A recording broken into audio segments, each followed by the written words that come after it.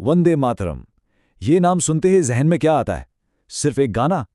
नहीं, ये इससे कहीं बढ़कर है। ये तो हिंदुस्तान की रूह की आवाज़ है। एक ऐसी गूंज जिसने एक पूरी सल्तनत को हिलाकर रख दिया और लाखों लोगों को आज़ादी के एक नारे पर इकट्ठा कर दिया। लेकिन सोचने की बात यह है कि जो आवाज़ कल तक इत्तेहाद की अलामत थी, वो आज तनाज़े का सबब कैसे बन गई? चलें आज इसी कहानी को समझते हैं। तो यही वो बुनियादी सवाल है जिसका जवाब हम तलाश करेंगे। आखिर वो गीत जो आज़ादी की जिद्दोजहद की पहचान बना, आज़ादी मिलने के बाद कंट्रोवर्सीज में क्यों घिर गया? इसकी कहानी आप देखेंगे सीधी सादी बिल्कुल नहीं है। आइए इसकी तहों को एक एक करके खोलते हैं। तो सबसे पहले चलते हैं उस दौर में जब ये नगमा सिर्फ शायरी नहीं था बल्कि इनकलाब की ललकार बन चुका था। वजीर दिफा राजनाथ सिंह ने क्या खूब कहा कि वंदे मातरम दरअसल वो पहली चिंगारी थी जिसने बरतानवी राज के खिलाफ सोई हुई कौम को जगा दिया था। ये महज एक गीत नहीं रहा बल्कि गली कूचों में गूंजने वाला एक ऐसा नारा बन गया था जिसने लाखों हिंदुस्तानियों को एक मकसद के लिए जोड़ दिया।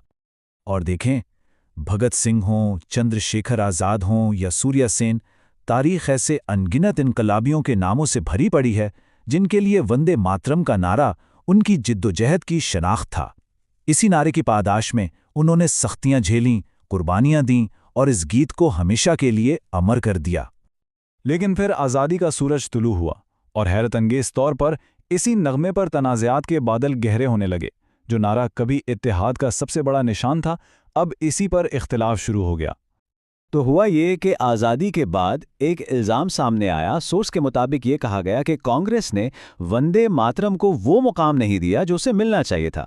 और उसकी वजह क्या बताई गई? खुशामदी सियासत। मतलब ये कि कुछ खास ग्रोहों को खुश रखने के लिए इस तारीखी नगमे को साइडलाइन कर दिया गया।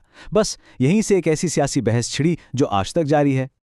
ये मामला 1937 में और भी पेचीदा हो गया जब गाने के सिर्फ शुरू के 2 बंद कौमी सतह पर अपनाए गए। इस फैसले पर बहुत तनकीद हुई और इससे तारीख के साथ नाइंसाफ़ी कहा गया। नाकदीन का मानना था कि इस नगमे को इसकी पूरी रूह के साथ अपनाना चाहिए था, ना कि इसके टुकड़े करके। अच्छा, इस तनाज़े की एक वजह इस गीत के माखिज़ से भी जोड़ी जाती है। वंदे मातरम लिया गया है बंकम चंद्र चटर्जी के मशहूर नॉवल आनंद मठ से।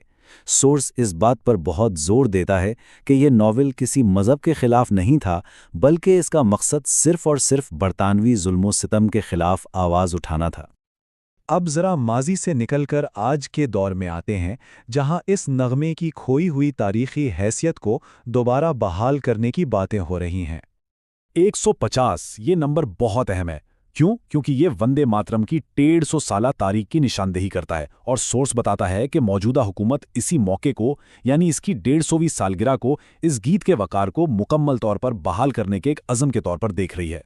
इस सारी बहस को समझने के लिए एक बहुत ही खूबसूरत इस्तिआरा इस्तेमाल किया गया है जो इस गीत की अहमियत को एक बिल्कुल नए अंदाज में हमारे सामने रखता है। सोर्स के मुताबिक वंदे मातरम और जनगण मन यानी हमारा कौमी गीत और कौमी तराना, ये दोनों भारत माता की 2 आंखों की तरह हैं। एक के बगैर दूसरा मुकम्मल नहीं हो सकता। दोनों मिलकर ही इस मुल्क की पूरी तस्वीर बनाते हैं।